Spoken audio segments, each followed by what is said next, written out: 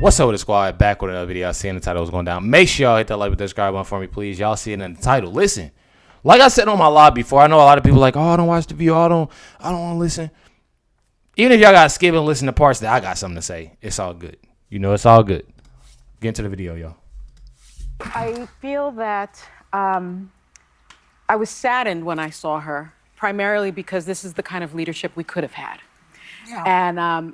And that's what I felt walking away from it. Like, this country missed out on that type of leadership. This country missed out on the leadership of moving forward, not going back. The leadership of someone that was trying to unify this country in a way that I think this country really needs, and it's just going to become more divisive under someone like Donald Trump. And honestly, I'm gonna let her finish. So while I think she certainly met the moment and she was graceful, she exhibited a grace towards him that he didn't deserve. I think that it was very powerful that she spoke to young people and explained to them that even though she didn't shatter the ceiling, please don't think that you can't do that. Yeah. And I think that message of hope was really important. But I also think it was very important that she said, while she conceded the election, she did not concede the fight that fueled her campaign. Yeah. She ain't said fight her whole campaign. Her whole campaign, she ain't mentioned fight. Donald Trump been mentioning that and to do that. Now all of a sudden she wanted to say, man, get out of here with that. That fueled her campaign. Yeah. And that's a fight for democracy. So I was trying to do it. It might have been her best speech she's given. I think she ran this. Listen, y'all. My whole thing with this, not trying to be funny. Don't get me wrong. Listen to me. Sunny is part of why, and her thinking, her mindset, is why Kamala lost that bad.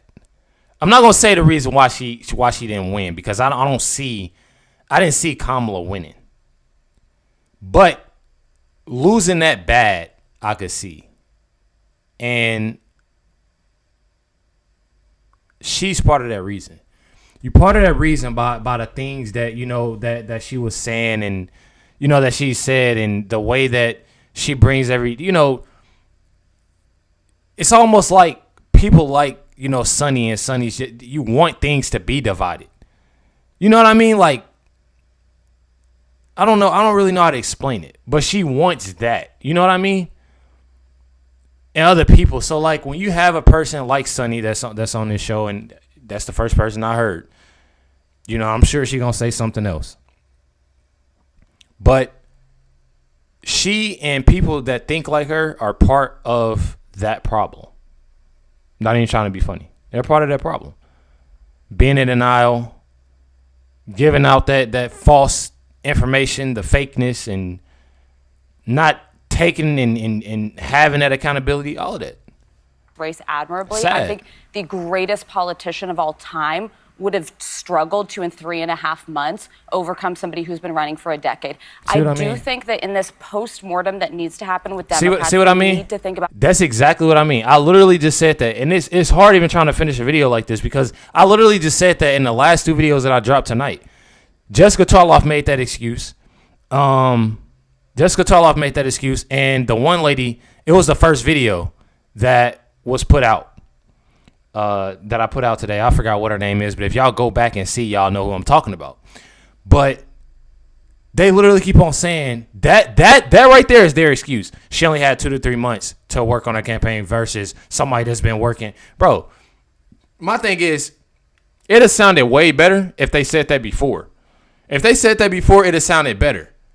You know what I mean? Like, they all while, you know, before the election, all this, she only has 2-3 months to do this, do that. They wait till she lose to start bringing up that. Bro, come on with that. That's lame. Why wasn't she given more lead time? Why didn't Biden give her 6 months or a year to run? But there's bigger pictures. That's a micro. There are some macro issues here. The fact that the nation elected somebody like Donald Trump, who even people who voted for him, I talked to so many of these people, will say, I don't like him. I don't like the things he says, but I felt like my life was better under him.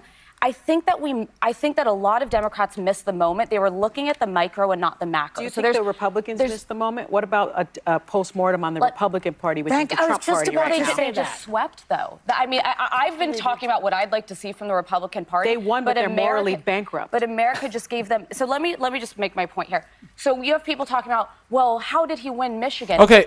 Instead of Sonny sitting there being negative, and any of these ladies that want to sit there and be negative, try to tell your viewers and all of this on like how y'all can help, or how y'all can do this or how y'all can do that, or what look just like my old manager, my old YouTube manager, my ex-manager. She would, I told y'all she would pick out my songs and like tell me the history, stuff like that, blah blah blah. But shout outs to Jen. But my thing is she always told me to find something good. They can't even find nothing good about, and that's what makes it sad too, bro. You can't even find nothing good. You rather just run your chops, still put out fake news and false information and all that. Still want drama and start like that. I'm telling y'all, bro. It's annoying. It's sad. Well, how did he win Michigan? Because Democrats are saying, oh, she should have talked more about Gaza. No, union halls were empty. Dearborn went for Donald Trump. This is not about a micro issue like Gaza. It's people saying the cost of living is too high. The wages are too low. My life felt better under him. And I know what we'll say.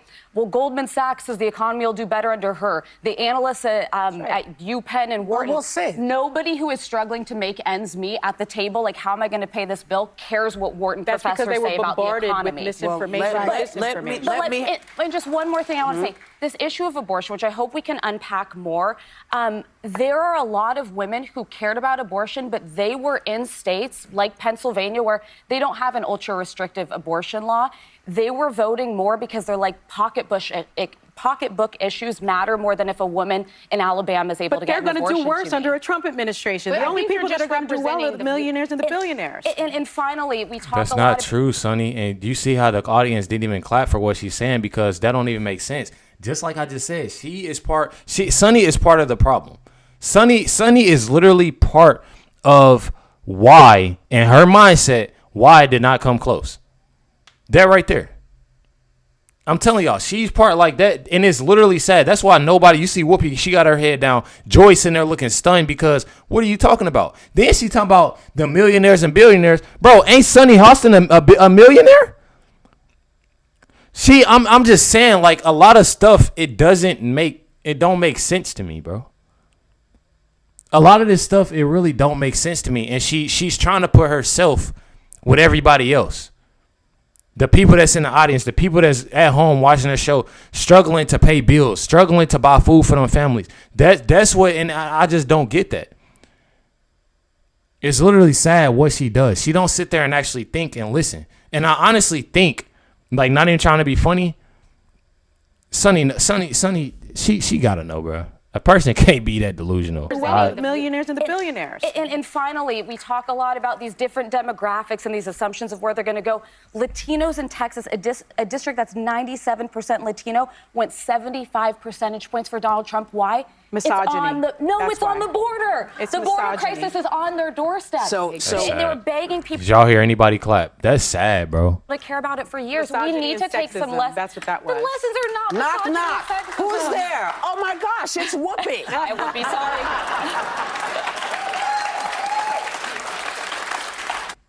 That's sad, bro. I literally don't even want to finish this video because, bro, that is for real. Like, just take the time, bro. Like, that is sad. And then people clapping for what she's saying. A couple times they didn't clap. But I'm just saying, bro, like, that's for real. That's for real sad, bro. The only thing I want to point out, people did what they did, and they will reap whatever benefits they're going to get. However, let's talk about the real stuff. Your pocketbook's bad, not because the Bidens did anything, not because the economy is bad. Your grocery bills are what they are is because the folks that own the groceries are pigs. Yeah. But no one articulated that. Well, that's what I'm saying, is that let's talk about the reasons why gas is high, not because the Bidens didn't try to help, but because the folks who control that decided. Okay. Let me say this, and I'm what are things that they did do? This is what I don't get from The View. What are things that they what are things that they did? There's nothing that they did. They're literally naming things. Oh, don't blame this on them. This isn't on them. This isn't on them. They didn't, come on, bro. What have they done? I want more money. But see, you said a great thing, and I want to reiterate it. When you have been running for 2 months against somebody who's been running for almost 9 years. And running away from jail. And the jail, listen, let me disabuse you. He's not going to jail. Nothing is going to happen to him. No. And that'll be great for our kids to see, that you can do all these things and get away with it. Because that's what everybody was saying, that they were appreciating. The fact that he was a man, that he did this and he was that. Okay. That man is going to show you. You want to get it? Look, that right there. Y'all, I'm telling y'all, that's God. Slow your roll. Sometimes we got to. I'm telling you, bro. This stuff is ridiculous. I literally was on the phone with my mom, and it's, we have our differences. My mom, my dad, they're Democrats and stuff like that. They voted for Kamala. We have our differences, and like I was telling my mom on the phone, regardless of the fact, first of all, God is in control. And to everybody that dislikes Trump, don't like Trump, this, that, and the other, he's the president. He's going to be the president. He's the president now. That's President Trump. Just like we had to sit there and go through HELL with Biden in his administration. So regardless, he, still the president.